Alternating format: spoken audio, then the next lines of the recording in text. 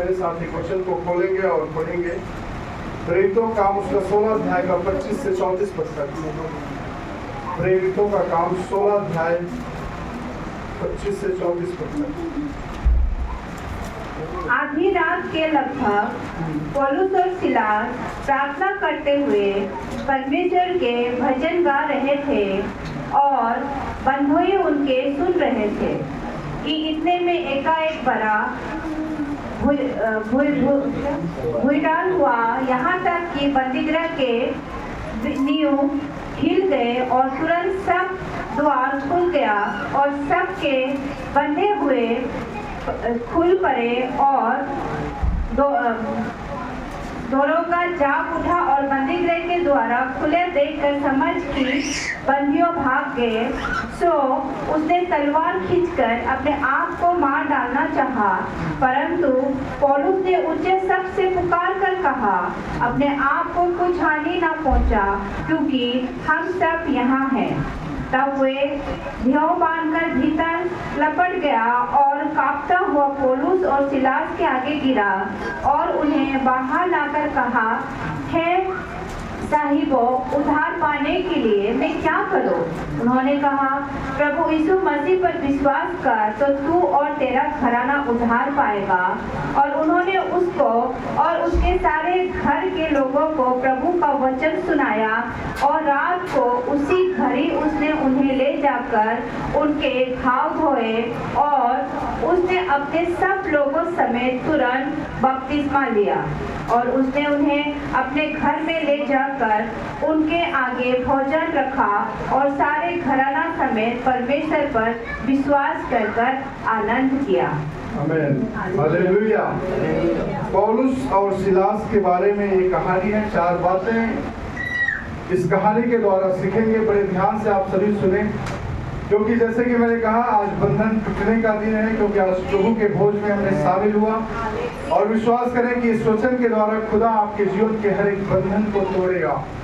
कई बार कई प्रकार के बंधन हमारे जीवन में आते रहते हैं। एक बंधन टूटता है तो दूसरा बंधन हमारी लाइफ में आ जाता है, दूसरा टूटता है तो तीसरी बंधनें हमारी लाइफ में होती रहती है। हालेलुया। यहाँ पे हम 4 बातें, पहली बातें हैं तकलीफों के बीच में परमेश्वर की आराधना करना, और दूसरी बातें हैं जब हम तकलीफों के बीच में परमेश्वर की आराधना करते हैं तब परमेश्वर का इंटरवेंशन उस पर होता है। परमेश्वर अपना हाथ उस परिस्थिति पर डालता है, उस परिस्थिति से हमें निकालता है। और तीसरी बातें हैं, वहाँ पर जब ऐसा होता है तो हमारे जो आसपास के लोग हैं वो विश्वास में आते हैं। और चौथी बातें हैं, तब वहाँ पे एक उद्धार आता है। हालेलुया। और 5वीं बातें, एक परिवर्तन जीवन में आता है। तो पहली बातें क्या है? तकलीफों के बीच में आराधना करना। हालेलुया। हम 25 पद को पढ़ते हैं। यहाँ लिखा है, आधी रात के लगभग पौलुस और सिलास प्रार्थना करते हुए परमेश्वर के भजन गा रहे थे और कैदी उनकी सुन रहे थे। हालेलुया। आप मुझे बताओ, पौलुस और सिलास कहाँ पे था? सभी लोग बताओ कहाँ पे था? हालेलुया। पौलुस और सिलास कहाँ था? बंदी गृह में था, जेल में था। थोड़ा सा सुधार।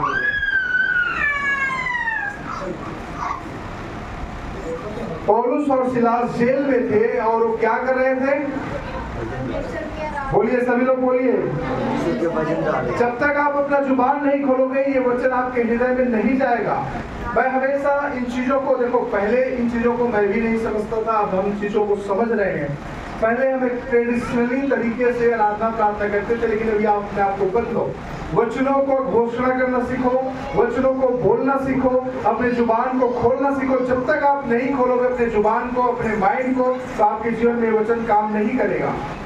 तो हमें क्या होता है? बोलना, सुनना, समझना, ये बहुत इंपॉर्टेंट है। नहीं तो आप सालों से चर्च में आ रहे हो, आते हो, चुपचाप बैठे रहते हो, सुनते हो सारी बातों को, फिर चले जाते हो, यहाँ आता है, यहाँ से चला जाता है। शरीर के अंदर न तो कुछ बनता है न कुछ होता है, और इसीलिए परिस्थिति कुछ भी चेंज नहीं होता आपके जीवन में, न आपके परिवार में। तो परिवर्तन कब होगा? जब हम वचनों की घोषणा करेंगे, वचनों को बोलेंगे। जब तक हम इसको नहीं बोलेंगे तब तक हमारे जीवन में वचन काम नहीं करेगा। हालेलुया। इसलिए आप सभी बोले, पौलुस और सिलास कहाँ थे? बंदी गृह में थे। बंदी गृह कैसा था? ऐसा एसी लगा वाला रूम, आराम से सोफे में बैठे रहो, ऐसा था? उनके हाथ और पैरों में सांकड़ों से बांधा जाता था। लकड़ी, 2 लकड़ी होते थे, लकड़ी के बीच में पैर को घुसाकर बांध दिया जाता था, हाथ और पैरों को बांध दिया जाता था। हालेलुया। और बैठने के लिए बड़ा मुश्किल से होता था खड़ा। कई बार तो छोटे, जहाँ ज्यादा पनिशमेंट देना होता, सिर्फ खड़े ही रहना होता, छोटा सा कोठरी में रखता था। तो उस समय के बंदीगिरी आसान नहीं थे। बंदीगिरी में भेजने से पहले क्या करता था? ऐसे ही लेकर जेल में नहीं डाल देता, उसको कोड़ों से मारा जाता था। किसी भी व्यक्ति को जेल में डालने से पहले उनके बेत से कोड़े होते थे। बेत पता है ना? बेत जिसके कुर्सियां बनते हो, बेत को कितना भी मोड़ टूटता नहीं है।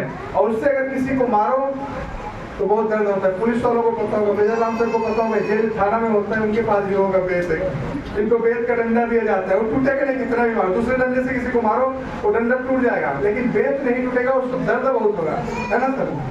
ज्यादातर पुलिस वाले के पास ये बेत का डंडा होता है। तो उस बेत से उनको मारा जाता। 39 कोड़े मारा जाना उनका नियम था। और 39 कोड़े उन दोनों को मारने के बाद जेल में लेके रख दिया, जहां उसके पीड़ों से वो करा रहे होंगे, उनको दर्द हो रहा होगा। लेकिन उस परिस्थिति में वो लोग क्या कर रहे थे? आराधना और प्रार्थना कर। आमीन, हालेलुया। सभी लोग बोलो, क्या कर रहे थे? क्या कर रहे थे? आराधना और प्रार्थना कर रहे थे। किस परिस्थिति में? वो जेल में है, शरीर से दर्द निकल रहा है, सारे लोग उनको देख रहे हैं, वो लोग दर्द से करा रहा है। उस परिस्थिति में परमेश्वर की महिमा करना नहीं भूल रहा है। ये हमें सिखाता है मेरे प्रियो कि परमेश्वर की महिमा, आराधना और प्रार्थना तकलीफों में भी, बीमारी में भी, समस्या में भी, विपरीत परिस्थिति में भी उसकी आराधना करना ना भूले। जब ऐसी परिस्थिति में आप आराधना करते हैं, वही परमेश्वर चाहता है। जब लाइफ में सब कुछ अच्छा चल रहा होगा तो कोई भी करेगा। सब कुछ अब खाने को समय पे मिल रहा है, पहनने के लिए अच्छे कपड़े मिल रहे हैं, रहने के लिए अच्छे घर है, सब कुछ ठीक चल रहा है, बोलते हैं ना सब चंगा सा है, तो क्या होगा? सब हालेलुया, प्रेज द लॉर्ड। लेकिन थोड़ी सी आपके शेड्यूल में प्रॉब्लम आ गया, थोड़े बच्चे बीमार पड़ गए, थोड़े समय पर सैलरी नहीं आया, या आपके इनकम नहीं हुए, या थोड़े पैसे आपके पास आना बंद हो गया, आपके बिजनेस ठप हो गए, आपके घर में कुछ बीमार पड़ गए, जो आप चाहते थे वो नहीं हो पा रहा है, तब आपका क्या प्रत्युत्तर है? उस परिस्थिति में हमारा क्या सुझाव था? हम जो चाहते हैं वो हमें नहीं मिलता, हम बड़े निराश होते हैं, बड़े सवाल करते हैं, परमेश्वर क्या हो गया, मेरा नहीं हो रहा है, सबका हो जाता है, उसका भी हो गया, उसका भी हो गया, उसका भी हो गया, हालेलुया, मेरा नहीं हो रहा है, हालेलुया। मैंने बीच में सोचा था एक बार एक कार ले करके अभी, और वो कार तो नहीं ले पाया हमने, लेकिन मैंने जैसे देखा एक पास्टर था, सेम वैसा कार जैसा मैंने देखा था, सेम कार में आ गया मुझे रात में यहाँ पे मिल गया। मैंने बोला ये देखो, मैंने सोचा था लेने के लिए, बंदा लेके घूम रहा है, इधर ही का पास था। उसके कुछ दिन के बाद मेरे बड़े पापा का मैंने स्टेटस देखा था, उन्होंने बड़ा सफारी लिया। 2 दिन के बाद देखा उसका स्टेटस आ गया, सफारी लिया हुआ है। ये देखो, मैंने कहा प्रभु क्या हो गया, मैं यहाँ कितना प्रार्थना कर रहे हैं, इसको हो नहीं रहा है, ये लोग बंदे लोग सोचते हैं और इनका हो जाता है। लेकिन मैंने निराश नहीं हुआ, मैंने दुखी नहीं हुआ, मैंने कहा प्रभु का धन्यवाद हो, क्योंकि हमने इन चीजों को सीखा है। हमें चलो, मुझे पता है अगर प्रभु का इच्छा होगा तो उसको कोई नहीं रोक सकता है, और प्रभु नहीं चाहता तो हम जबरदस्ती अगर उसको ले भी लेंगे तो हमारे लिए नुकसान होगा। तो इसलिए अगर नहीं मिल रहा है तो आनंदित हो जाओ, दुखी नहीं हो रहा है। अगर आप किसी चीज के लिए प्रार्थना कर रहे हैं, वो नहीं मिल रहा है तो दुखी मत हो, प्रभु क्यों नहीं हुआ, दूसरे का तो हो गया, उसका भी हो गया, उसका भी हो गया, मेरा क्यों नहीं हुआ? शायद प्रभु का कुछ और योजना है। आप अच्छे सोचो, मुझे पता है प्रभु की योजना हमारे लिए बड़ी है, उससे अच्छा है, बेहतर है, हालेलुया। तो हमेशा इन चीजों को आप सोचो, जब विपरीत परिस्थितियां हमारे लाइफ में आती है, हम जो चाहते हैं वो नहीं हो रहा है, तो आप प्रभु को धन्यवाद देना शुरू करो। क्या करना शुरू करो? धन्यवाद देना शुरू करो। क्योंकि जब आप धन्यवाद तुम देंगे उस परिस्थिति में, तब आपके लिए होना शुरू होगा। क्योंकि कुछ न कुछ बाधा है, कुछ न कुछ संकट है, कुछ न कुछ श्रापें हैं, कुछ न कुछ रुकावटें हैं जिसके कारण से वो नहीं हो पा रहा है। और जब आप धन्यवाद देना शुरू करोगे तो बंधन टूटेगा, जैसे वहां पे भूकंप आया। हालेलुया। पौलुस और सिलास वहां पे जेल में थे। क्यों थे? क्योंकि सुसमाचार सुना रहा था लोगों को। एक दुष्ट आत्मा को निकाल दिया तो उसके सरदार गुस्सा हो गए, अरे यार इसने तो हमारा दुकान बंद कर दिया, इस बंदों को पकड़ो और जेल में डाल दो। इसलिए पकड़ के जेल में डाल दिया। वहां पे जाकर परमेश्वर से सवाल नहीं किया, प्रभु हमने क्या करूं, गुनाह करके हमें जेल में डाल दिया, हमने तो दुष्ट आत्मा को ही निकाला था। लेकिन उन्होंने कहा कि परिस्थितियां हमारी परमेश्वर से अलग नहीं कर सकता। जैसा पौलुस कहता है, क्या मृत्यु, क्या सताव, क्या गरीबी, क्या बीमारी, क्या भूखमरी, क्या मुझे परमेश्वर के प्रेम से अलग कर सकता है? क्या आपको परमेश्वर के प्रेम से अलग कर सकता है? अगर घर में किसी का मृत्यु हो जाए तो आप चर्च आना बंद कर दो। अगर आपका नौकरी छूट जाए तो आप चर्च आना बंद कर दो। अगर आपका बिजनेस चलना बंद हो जाए तो आप चर्च आना बंद कर दो। अगर ऐसा आप करते हो तो आप एक स्वार्थी व्यक्ति हो। क्या हुआ? स्वार्थी व्यक्ति। जब तक खुदा आपको आशीष दे रहा था, आपके घर में सब चंगा सा था, तो अब आप सब कुछ चर्च आते थे, प्रार्थना करते थे। लेकिन जब आना बंद हो गया तो आपने बंद कर दिया। इसका मतलब है कि आप एक स्वार्थी व्यक्ति हो। आप सिर्फ परमेश्वर से आशीष चाहते हो, परमेश्वर से बरकत चाहते हो, परमेश्वर से दुख और तकलीफ लेना नहीं चाहते हो। मेरे प्रियो, परमेश्वर अगर जो कुछ भी हमें देता है उसे स्वीकार करें। पौलुस और सिलास ने स्वीकार किया जो खुदा ने उसे दिया। आपको खुदा जो देता है उसे स्वीकार करो। अगर चंगाई दे रहा है तो भी ठीक है, नहीं दे रहा है तो भी ठीक है, भला सा सब कुछ चल रहा है तो भी ठीक है, नहीं चल रहा है तो भी ठीक है। जो परमेश्वर हमें देता है उसे हमें स्वीकार करना है। Hallelujah, hallelujah. हम स्वीकार अगर नहीं कर पाते उसको, इसका मतलब है हम परमेश्वर के निर्णय को गलत ठहरा रहे हैं।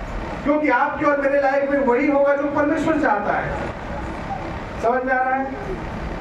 तो आपके और मेरे लाइफ में वही होगा जो परमेश्वर चाहता है। और आप जो कुछ प्रार्थना कर रहे हो, प्रार्थना का उत्तर नहीं मिला और नहीं हुआ तो क्या होगा? आप परमेश्वर को सवाल करेंगे। हमारे बहुत सारे भविष्यवक्ताओं ने भविष्यवाणी किया था, दिसंबर तक, जनवरी तक आपके पास बड़ा गाड़ी होगा।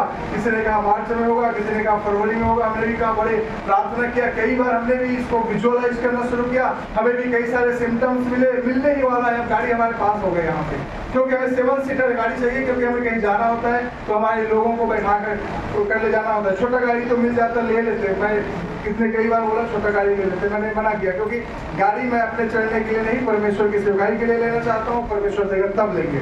तो कई सारी भविष्यवाणियां थी, कई सारी प्रार्थना थी, कई सारे हमारे विजन थे। हमें लगने लगा मिलने ही वाला, होने वाला है, लेकिन नहीं हुआ। हम बिल्कुल निराश नहीं हुए, क्योंकि हमने परमेश्वर के हाथों में सौंप दिया। अगर परमेश्वर चाहते हो उस चीज को हमारी लाइफ में हो रहा है तो हो जाएगा, अगर नहीं चाहता है तो नहीं होगा। अगर नहीं हुआ इसका मतलब परमेश्वर कुछ अच्छा सोचा है हमारे लिए। नहीं हुआ मतलब परमेश्वर का प्लानिंग अच्छा है। शायद उससे हमारा नुकसान होना था, शायद कुछ हमें और तकलीफ में होना था। इसलिए परमेश्वर हमें तकलीफ में नहीं डालने से पहले उन चीजों को नहीं देता जो हमें चाहिए। अगर आपको एक बच्चा, छोटा सा आपका बेटा अगर आपसे ब्लेड मांगेगा तो आप उसको ब्लेड देंगे? ब्लेड होता है ना, छोटा बच्चा ब्लेड दे दो मुझे बोलेगा तो दोगे?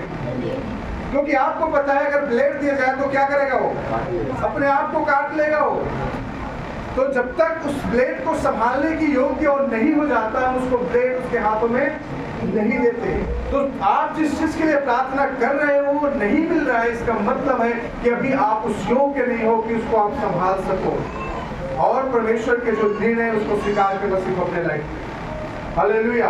परमेश्वर का निर्णय को अपने लाइफ में स्वीकार करना सीखो, तब आप खुशी रहोगे, आनंदित रहोगे, आप दुखी नहीं रहोगे।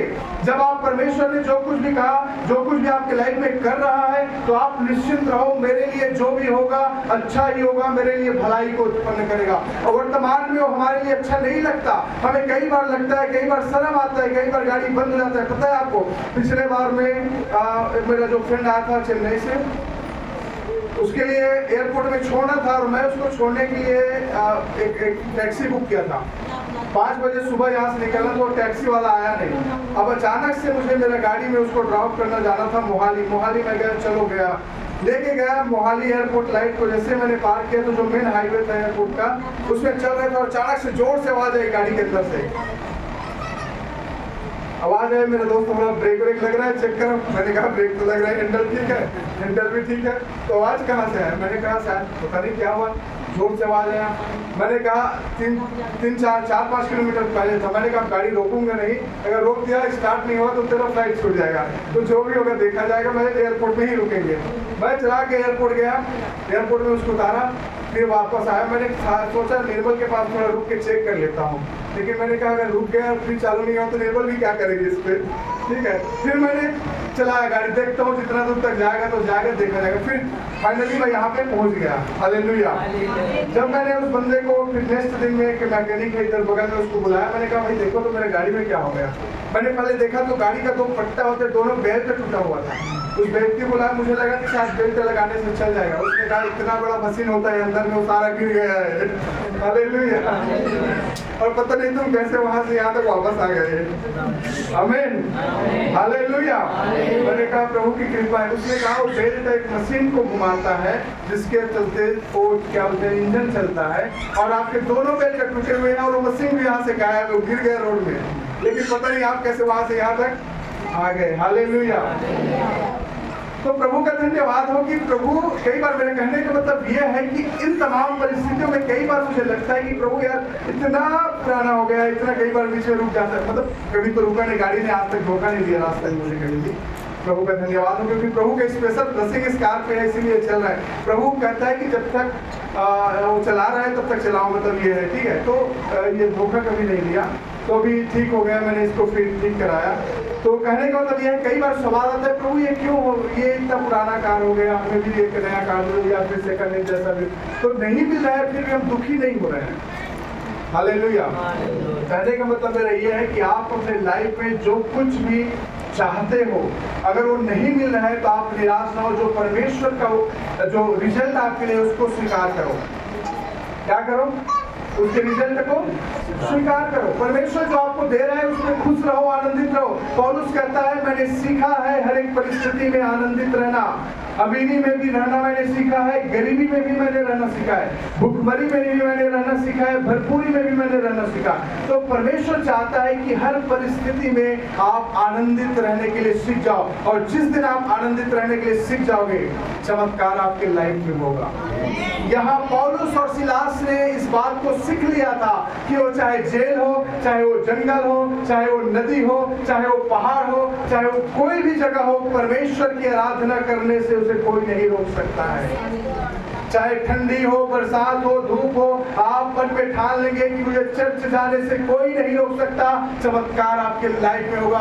सिर्फ आपके अंदर ये डिटर्मिनेशन होना चाहिए, एक दृढ़ संकल्प होना चाहिए कि मुझे चर्च जाने से कौन रोक सकता है, प्रार्थना करने से कौन रोक सकता है। क्या परिस्थिति, क्या ठंडी, क्या गर्मी, चाहे वो पैदल चलना हो, चाहे धूप में चलना हो, चाहे ठंड में चलना हो, चाहे बरसात में भीगते हुए जाना हो, क्या मुझे परमेश्वर की चर्च में जाने से रोकेगा?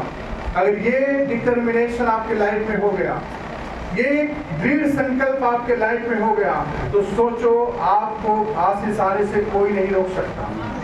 यहाँ पर पौलुस और सिलास रोने के बजाय वो अपने पीड़ा को एक दूसरे को बताते, भाई क्या हो गया हमारे साथ, हम इतने तकलीफ में हैं, हमने तो यीशु के नाम से दुष्ट आत्मा को निकाला लेकिन लोगों ने पकड़कर हमें जेल में डाल दिया। एक दूसरे के साथ दुख बांट रहे होते तो क्या वहाँ चमत्कार होता? अगर वो फोन किया होता या किसी को बोला होता, भाई पतरस, भाई यूहन्ना, हम लोग को जेल में डाल दिया है, प्लीज आ जाओ, किसी को लेकर आओ, हमें यहाँ से छुड़ा कर ले जाओ, रोते रहते तो क्या वो लोग छोड़ पाते? शायद वो नहीं छोड़ते। लेकिन उन लोगों ने सही निर्णय सही समय पर लिया। उन लोगों ने कहा यही समय है परमेश्वर की आराधना और प्रार्थना करने के लिए। हम बाहर भी वही करते थे, अंदर भी वही करेंगे। जहां भी हो आप परमेश्वर की स्तुति और आराधना करना ना छोड़े। परिस्थितियों को हमारे आगे आने ना दे कि भाई वो पता है मेरे घर की परिस्थिति ठीक नहीं है इसलिए मैं ये नहीं करता। कई लोग बोलते हैं मेरे घर का परिस्थिति ठीक नहीं, इस कारण से आपको हम नहीं बुला पाते हैं। परिस्थितियों के आगे मत झुको।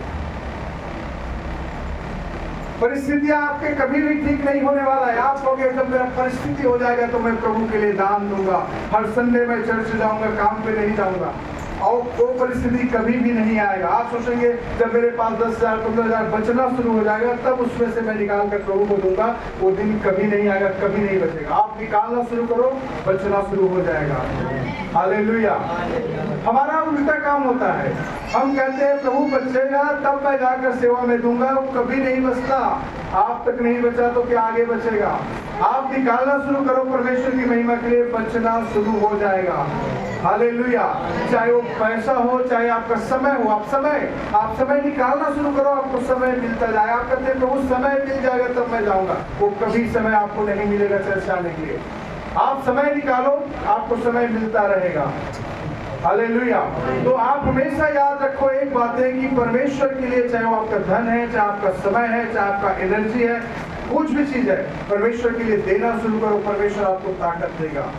Hallelujah, hallelujah, hallelujah. तो कई बार हम अगर विलिंगनेस हमारे अंदर हो तो हम कुछ भी करने के लिए तैयार हो जाते हैं। हालेलुया। अब आपके अंदर वो इच्छा होना चाहिए। अगर इच्छा नहीं है तो कुछ भी नहीं कर सकते। अगर इच्छा नहीं है तो 10 आदमी भी आ जाए, कुछ नहीं कर सकते। आज जैसे कि स्टीफन अकेला था, इसने आया, सारा कुछ बाहर किया। कई बार कई बच्चे लोग भी आ जाते हैं, सब लोग काम करते हैं, सब मिलकर काम करने से भी कुछ लोग थक जाते हैं। लेकिन आज स्टीफन अकेला काम किया नहीं थका, क्योंकि इसको पता है कि मुझे अकेला ही करना है। तो मन में ये बात आ गया अकेला ही करना। पिछले समय में आशीष था, आशीष ने बहुत सारे काम अकेले किए, फिर लास्ट में कुछ काम था जिसको उसको करना था। मेरे का लड़का पूरा थका हुआ होगा क्योंकि सारा काम किया उसने। तो मुझे लगा ये कि ये बोल के नहीं रहे, थक के नहीं रहे, क्योंकि उसको पता चल गया कि मैं अकेला हूँ, मुझे इसके सिवा कोई मिलने वाला है नहीं। हम जहाँ 4 लोग होते हैं वहाँ थकान इसलिए आता है क्योंकि हम एक दूसरे को देखते हैं, वहाँ पे थकान आता है। अब जब आपको पता चल गया मुझे ही करना है तो चाहे कुछ भी हो जाए। मैंने कहा मेरा भी जैसे घर में कुछ काम होता है, जब तक मैं काम शुरू करूँ तो चाहे शाम हो जाए, जब तक वो खत्म नहीं होता मैं वो रुकता रही। कल ये लोग पुराना था, मैंने घर में सफाई करना शुरू किया, सुबह से लेकर शाम तक सफाई किया, रात में खड़ा होने के लायक भी नहीं था मैं, क्योंकि मुझे पता था कि मुझे ही करना है कि आने से पहले सब कुछ साफ होना चाहिए। तो कपड़ा भी धोया, बर्तन भी साफ किया, झाड़ू भी लगाया, सब कुछ किया, क्योंकि अभी है नहीं तो करना तो पड़ेगा ना। तो सारा कुछ मैंने किया क्योंकि मुझे अब मेरे मन में थकान नहीं आया, क्योंकि मुझे पता है कि इसके करना मुझे ही है। अगर कविता होती तो मुझे लगता नहीं ये कविता कर लेगी, ये कविता कर लेगी, वहाँ पे आता है थकान। तो कहने का मतलब ये है जब एक मन में डिटर्मिनेशन हो जाए, मुझे ही करना है चाहे कुछ भी हो जाए, तब वहाँ पे थकान हमारी लाइफ में नहीं होता। परमेश्वर की सेवा के लिए ऐसा ही है। परमेश्वर की सेवा में जब आप इस्तेमाल हो रहे हो, प्रभु आपको इस्तेमाल करना है, आप कहो कि मुझे करना है, आप दूसरे को मत देखो। अब स्टीफन यहाँ पे आया, वो था मैं अकेला हूँ, नहीं कर सकूंगा, तो ये नहीं कर सकता, ये नहीं कर पाता। इसलिए इसको पता चल गया मैं अकेला हूँ, मुझे ही करना है, तो इसने सारा कुछ अकेला ही किया, सारा बाहर किया, झाड़ू लगाया, बहुत सारे सेटअप किया, सब कुछ इसने अकेला किया। तो ये मन में जब हम जो ठान लेते हैं वो चीज़ हमें थकाता नहीं है। तो इसलिए लाइफ में प्रभु की महिमा करने के लिए, आराधना करने के लिए, प्रार्थना करने के लिए अगर आपने ठान लिया मुझे आज चर्च जाना है, चाहे वो बस में जाना पड़े, चाहे ऑटो में जाना पड़े, चाहे पैदल जाना पड़े, चाहे साइकिल में जाना पड़े, तो आप किसी न किसी माध्यम से यहाँ तक पहुँच ही जाओगे। अगर मन में ठान लिया पता नहीं आज मेरा स्कूटर खराब हो गया, बाइक चल नहीं रहा है, बस ऑटो नहीं मिल रहा है, एक बार आपने सोच लिया तो आपका कोई भी काम नहीं रहा, तो आपको ऑटो मिलेगा ना, बस मिलेगा ना, स्कूटर मिलेगा, आप घर नहीं बैठे रहोगे।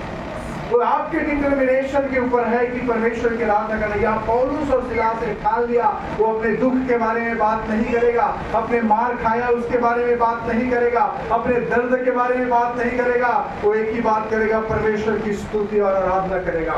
कोई परिस्थिति उसको रोक नहीं सकता।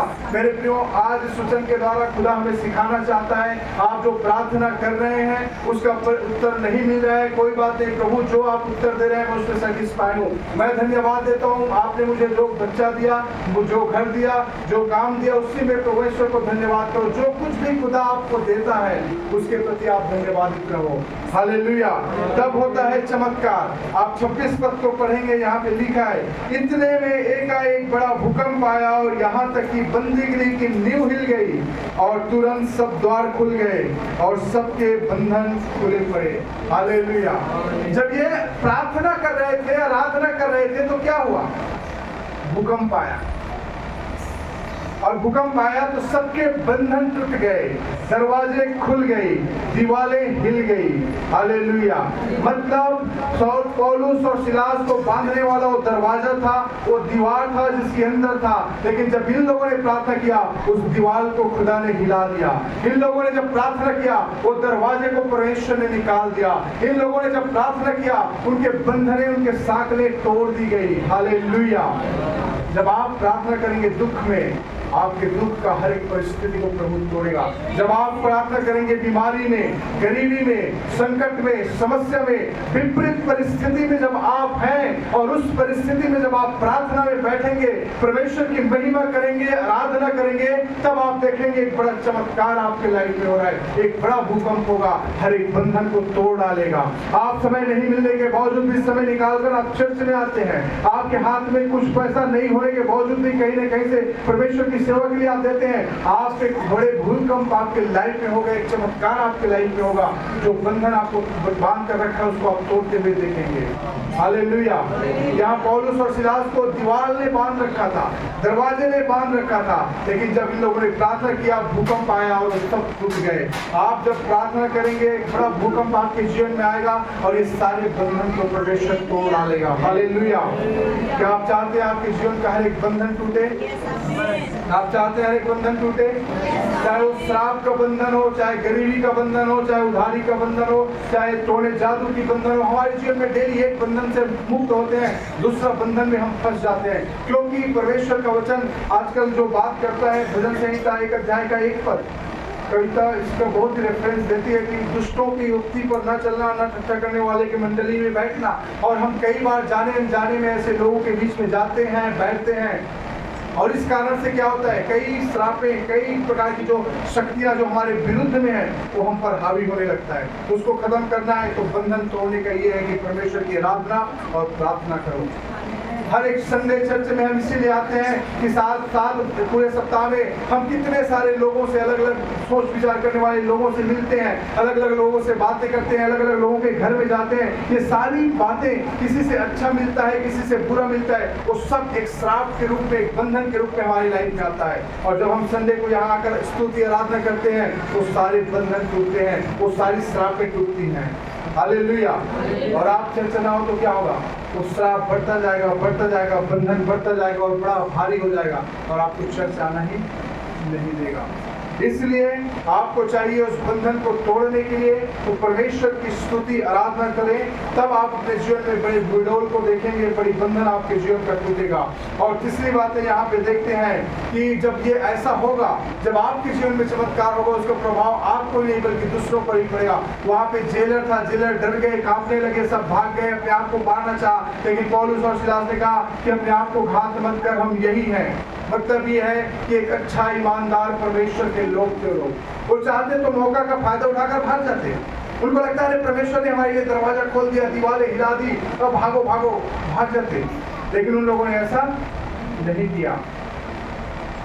उन लोगों ने परमेश्वर, जो कुछ परमेश्वर की ओर से होता है वहाँ ईमानदारी होता है, वहाँ विश्वास योग्यता होती है, वहाँ बेदारी होता है।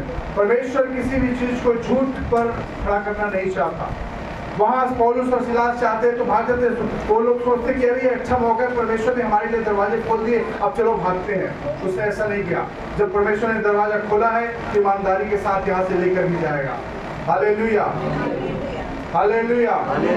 परमेश्वर कभी भी गलत रीति से हमारे साथ काम नहीं करता है, नहीं हमें साथ देगा जब हम गलत रीति से करेंगे तो इसलिए वहां रुका रहा। उस व्यक्ति ने कहा भाई, उनको पता चल गया है कि कोई साधारण व्यक्ति नहीं है, ये परमेश्वर के सच्चे दास है। उसने कहा मैं क्या करूं जिससे मैं बचाया जाऊं। पर पौलुस ने कहा कि जब यीशु मसीह पर विश्वास कर, 31 पर में लिखा है, उन्होंने कहा प्रभु यीशु मसीह पर विश्वास कर तो तू और तेरा घराना उद्धार पाएगा। हालेलुया। क्या बोला? तू और तेरा घराना उद्धार पाएगा। यीशु मसीह पर विश्वास, एक सुसमाचार वहां पे सुनाया, यीशु पर विश्वास करने के द्वारा तू भी उद्धार का भागी बन जाएगा। हालेलुया। और उसके बाद में जो अंतिम था उस वहां पे हम देखते हैं कि उस व्यक्ति ने कहा कि उसने पूरे परिवार और उन्होंने उसको, उसके सारे घर के लोगों को प्रभु का वचन सुनाया।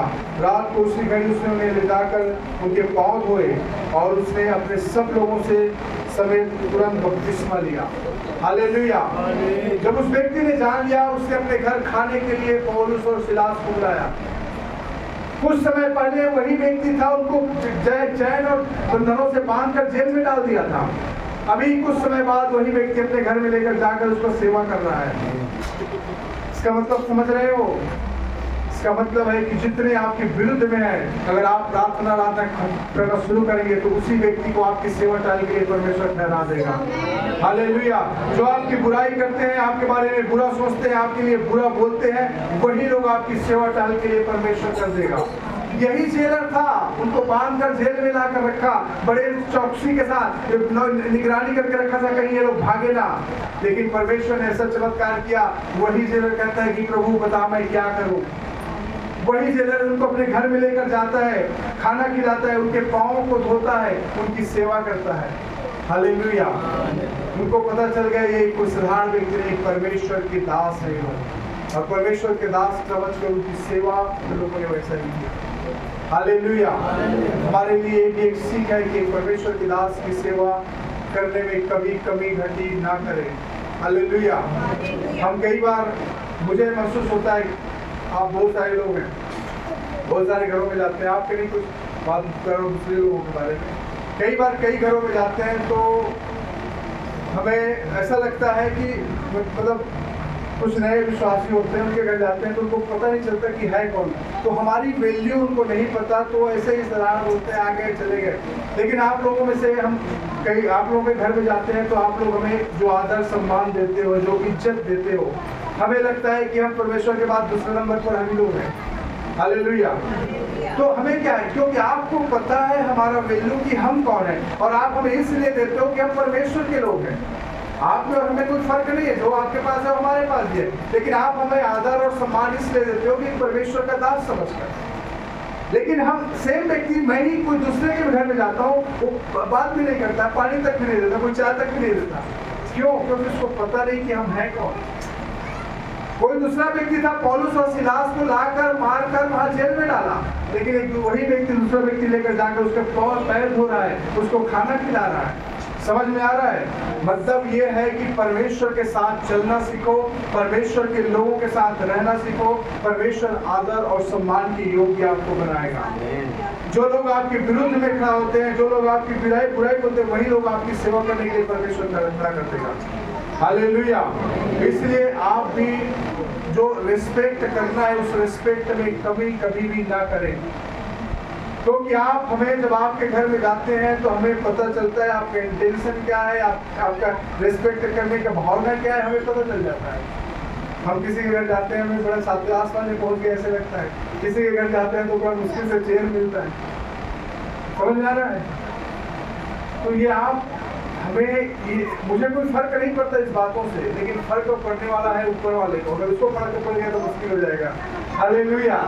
हम तो मनुष्य आपके समान, आप इज्जत दो तो भी ठीक है, ना दो तो भी ठीक है, खाने को दो तो भी ठीक है, ना दो तो भी ठीक है, पानी पिलाओ तो भी ठीक है, न पिलाओ तो भी ठीक है। हालेलुया।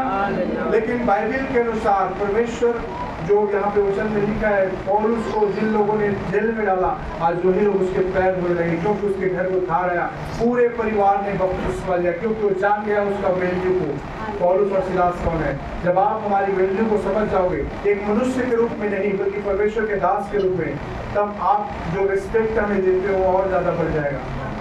हालेलुया। मैं इसलिए नहीं बोल रहा कि आप मेरा रिस्पेक्ट करो, मैं जाओ तो सारे खाने पीने का सामान ले आओ, बड़े बड़े सोफा मंगा लो पैसे के, इसलिए नहीं बोल रहा हूँ। मैं बता रहा हूँ सिर्फ मैं ही नहीं, कोई भी परमेश्वर के दास अगर आपके घर में जाता है उसका कैसा रिस्पेक्ट करना है वो आपको सीखने की जरूरत। सिर्फ मेरे लिए ही नहीं, कोई भी अगर लोगों का दास है।